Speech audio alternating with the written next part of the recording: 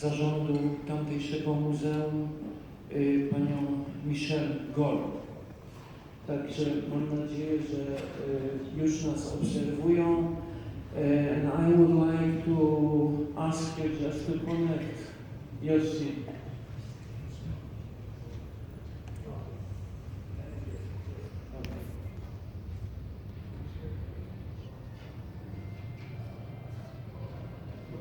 Michelle, the floor is yours.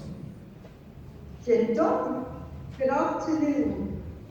My name is Michelle Gold, and I'm the chair of the Los Angeles Museum of the Holocaust. We are the oldest survivor-founded Holocaust museum in the United States, commemorating those who perished, honoring those who survived, and educating generations of students. Every day we are inspired to continue our goal of teaching our students, our educators, and our communities the lessons of the Holocaust, to guard against racism and discrimination in all its destructive forms, and to ensure our future generations live in a world of dignity and humanity. And today, in speaking to you, representing the oldest survivor-founded Holocaust museum in the United States, I am reflecting on my visits to Krakow and this magnificent historic university, the oldest university in Poland. And I'm reflecting on the history of the Polish Jews that goes back more than 1,000 years, and how the horrors of the Holocaust left Jewish life close to extinction. But today, Poles, Jews, and Gentiles live together as one, sharing their traditions and cultures. What a wonderful, powerful testimony to our missions of dignity and respect and our foresight into the future. It is with great privilege I acknowledge His Magnificence, Rector of the Jagiellonian University, Professor Wojciech Nowak, Vice Rector of the Jagiellonian University for Medical College, Professor Tomasz Wojcicki, President of the Krakow Medical Society, Professor Igor Goszczynski, Vice President of the Krakow Medical Society, Professor Alexander Skotnicki, and my friend, former Vice Rector of the Jagiellonian University for the Medical College, Professor Peter Ladler. On Monday, January 27th, Auschwitz survivors and Holocaust survivors, dignitaries, guests and communities across the globe will be attending memorials to mark the 75th anniversary of the liberation of Auschwitz-Birkenau. It is a day very personal to all of us from all walks of life. It is a day we remember the victims. It is a day we honor and thank our survivors for their extraordinary courage, for speaking out and sharing their stories, and for being the voices for the many millions who don't have a voice. It is a day we all stand tall and recognize each other and say, in spite of it all, we are here, we are proud, and we shall never forget. Standing before you today is very personal for me, as it is for each and every one of you. My late mother was a Holocaust survivor. She arrived in England as a child, but her parents, my grandparents, were not so fortunate. I never knew my grandparents because they were taken, and so were most of my family.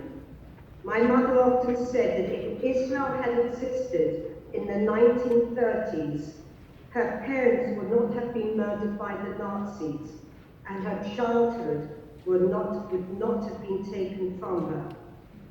But in spite of all that she was forced to live with, she was the most positive person I ever knew, and always so grateful to be given a chance at a good life.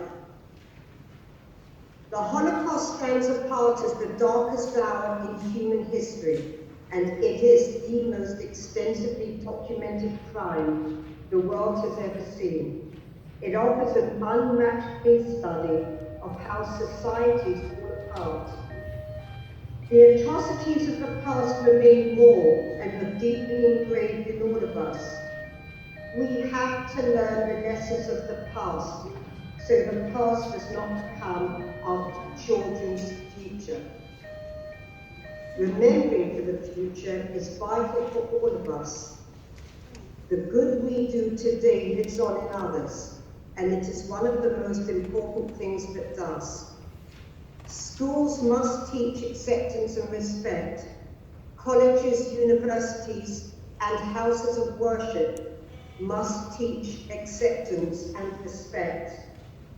Anti-Semitism is not just an assault on Jewish people, but on humanity. Anti-Semitism did not start with the gas chambers. It started with hate propaganda. It is a crime.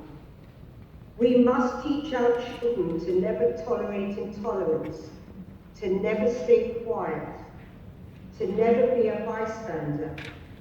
Because to be a bystander is to turn a blind eye, and to turn a blind eye, our integrity sides with the bully, which helps the oppressor. And we have a duty and a responsibility to stand up, to stand strong, to stand together, and to speak up and to speak out before it's too late. Yehuda Bauer said, "Thou shalt not be a perpetrator, though thou shalt not be a victim, and thou shalt never, never be a bystander." Today we remember the Poles, the Soviet prisoners, the Roma and other groups, and today we remember the courage of the non-Jews, the righteous Gentiles, who saved Jews knowing that by doing so, they endangered their lives and their families. We must remember them. Their exemplary bravery showed the world the moral choices that they made, and how in the darkest hour of the Holocaust, they gave light and hope in a helpless and hopeless situation. Most recently, Jewish people came together with their families to celebrate Hanukkah. During the Holocaust, Jews were forbidden to celebrate Jewish holidays, but many found the strength to quietly observe them and chant the blessings because it gave them hope and comfort. Hanukkah is the festival of lights and the festival of freedom, and it symbolizes freedom of the human spirit, the power of light over darkness, and the power of love to triumph over hate. Sir Nicholas Winton was a Holocaust rescuer, one of the oldest I ever knew. He passed away on July 1st, 2015, and he was 106 years old. He rescued hundreds of children and brought them to safety to England. Many of the parents and the families of these children perished in Auschwitz-Birkenau. And so, in closing, I share with you one of Nicholas Winton's quotations. "There is a difference between active goodness and passive goodness, which is the giving of one's time and energy in the alleviation of pain and suffering. Active goodness entails going out, finding and helping those suffering and in danger, and not merely living an exemplary life." And so, on behalf of the Los Angeles Museum of the Holocaust, I thank you for the privilege of addressing you all this afternoon. Dziękuję bardzo. Thank you very much.